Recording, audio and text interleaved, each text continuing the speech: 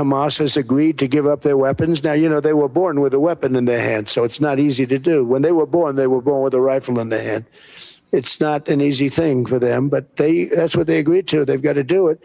And we're going to know, Jared, over the next 2 or 3 days, certainly over the next 3 weeks, whether or not they're going to do it. If they don't do it, they'll be blown away very quickly.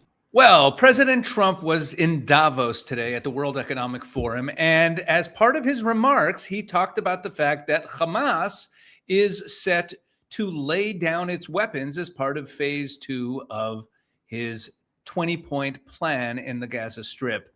Let's have a look. I do. I think we have peace in the Middle East. There are some little situations like Hamas, and Hamas has agreed to give up their weapons. Now, they were born with a weapon in their hand, so it's not easy to do. When they were born with a rifle in their hand. It's not an easy thing for them, but that's what they agreed to. They've got to do it.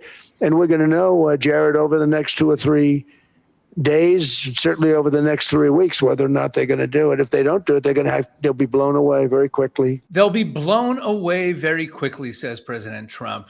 Now, I'm not sure exactly what he means by that, because, one of the problems, the biggest hole in President Trump's 20-point plan is that the plan itself says that Hamas will disarm, although Hamas maintains that it never agreed to that. We'll get to that in a moment. But let's first take a look at the plan itself. What does the plan say? So we look over at the 20-point plan.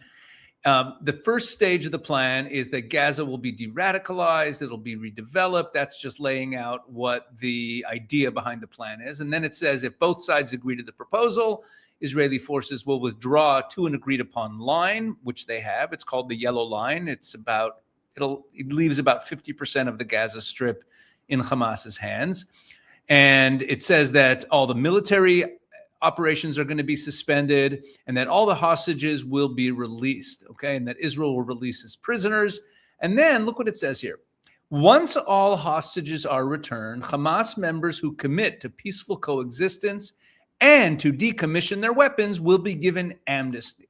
So it's saying that Hamas members who agree to stop being jihadists and stop being violent, they'll just give up their weapons. And then later on in the 20-point plan, it mentions this again. It mentions that they will be disarmed. And this has been the biggest problem with the Trump plan from the very beginning. You see, right after it was announced, Trump was on Maria Bartiromo's show on Fox News, and he was asked who's going to disarm Hamas. And he said, well, we don't know. Maybe we'll do it. Maybe the Israelis will do it. But then shortly after that, Marco Rubio, Secretary of State, was in Israel, and he was asked by reporters if Israel is going to be the one to disarm Hamas. And he said, no, that can't be, because if Israel goes in and starts attacking and taking away Hamas's weapons, that's basically the end of the ceasefire agreement. So it can't be them.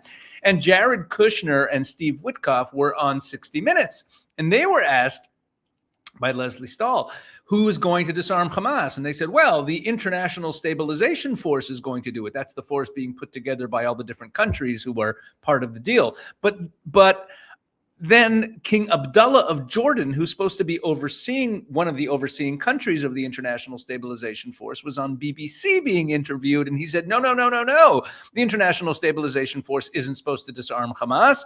They're just supposed to be a kind of security force after the Gaza Strip is demilitarized. And of course, Abdullah is absolutely correct. If we go ahead and take a look at the 20-point plan, we'll see that where the International Stabilization Force is introduced is all the way down here. In number 15. The United States will work with Arab and international partners to develop a temporary international stabilization force to deploy in Gaza. It will train and provide support to vetted Palestinian police forces in Gaza. It will consult with Jordan and Egypt. And basically, there'll be an internal security solution. But the disarming of Hamas is mentioned in point 13. Hamas and other factions agree to not have any role in the governance of Gaza, directly, indirectly, or in any form. All military, terror, and offensive infrastructure, including tunnels and weapons production facilities, will be destroyed and not rebuilt. There will be a process of demilitarization of Gaza under the supervision of independent monitors. Now look at this. Right. And it'll include placing weapons permanently beyond the use through an agreed process. Okay, now who's supposed to do this? It doesn't say. It just says there will be a demilitarization. There will be such a process. The weapons will be placed beyond use through an agreed upon process. It never says who is supposed to disarm Hamas. And President Trump insists, as he did to Maria Bartiromo right after the deal was agreed to, and also as he did today in the World Economic Forum, and he said it a lot, that Hamas has agreed to disarm. Well, here is a Hamas spokesman on Sky News Australia right after the deal was agreed to, a few days later, explaining Hamas's position. And when he said that they're not going to give up their weapons, the interviewer said to him, wait a second, it's part of the deal. Take a look at this clip. Now you're saying you don't want to and you will not disarm. If you ask it directly, yes, we are not going to be disarmed as long as we are not sure that this will lead by any other means to have an independent, self-sovereign state which is able to defend itself. Second, there are other modalities. By the way, if the question, this question is again unfair question. This question has to be directed to the aggressor, to the criminal who committed the genocide, as you have done with the Nazis after the World War II. Therefore, it has. Dr. Bassem, this is part of the deal, though. This is written very clearly as part of Donald Trump's We are not part of the whole deal. We are. We have accepted the first phase, which is including end of the war, prisoner exchange, withdrawal, and aid. The rest of the points is belonging to the whole Palestinian political arena and all other factions. They have to discuss it together and to find ways how can we move forward by our struggle for freedom and independence. During this time, we can find a lot of modalities to have to lie our weapons down, to have a ceasefire, 5-10 years, to have a truce, to have any way of controlling this portfolio.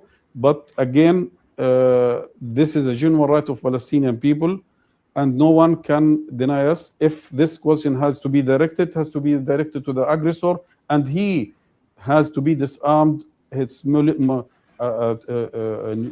weapons, chemical weapons, biological weapons, which has been already used in the Gaza Strip and other areas during this war. Here he is, this Bassem Naim, this spokesman of Hamas, saying quite clearly, we're not part of the deal. We never agreed to that. We only agreed to phase one, which is the prisoner exchange and the ceasefire and an Israeli withdrawal, and we have no intention of laying down our weapons. So they've been saying that all along, and this is the biggest problem with Trump's 20-point plan and why it's really not moving forward. Now, I know he's announced that it's going to be phase two, but let's make things very clear. Let's be totally blunt. Israel is not withdrawing beyond where they are.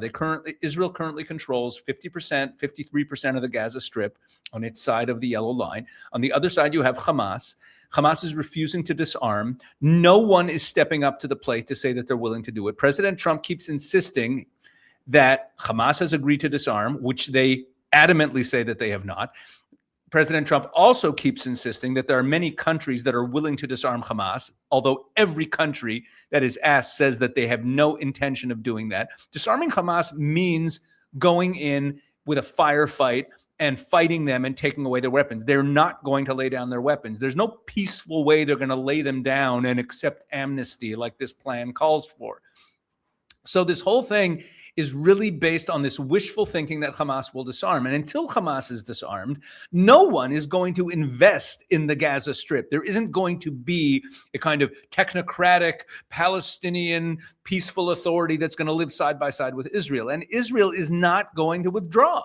So it's kind of a stalemate. I know President Trump says that they're moving forward, but until this disarmament issue happens, and the only entity that can disarm Hamas is the IDF, is the Israelis. And until that happens, nothing is going to move forward towards any kind of peace. Now, it could be that President Trump and his coalition of peacemakers are going to start building housing and creating civil services for those Gazans who are on the Israeli side of the yellow line, which is a small percentage of them. They could do that, and that's very nice and good. Go ahead and do that. But there is no Hamas disarmament. On the other hand, President Trump just said that they're going to get destroyed. They're going to get blown away if they don't disarm. Who does he think will do that? Is he suggesting that the Israelis are going to do that? Well, does that mean the end of the ceasefire and the resumption of the war? What exactly does President Trump mean? Nobody knows.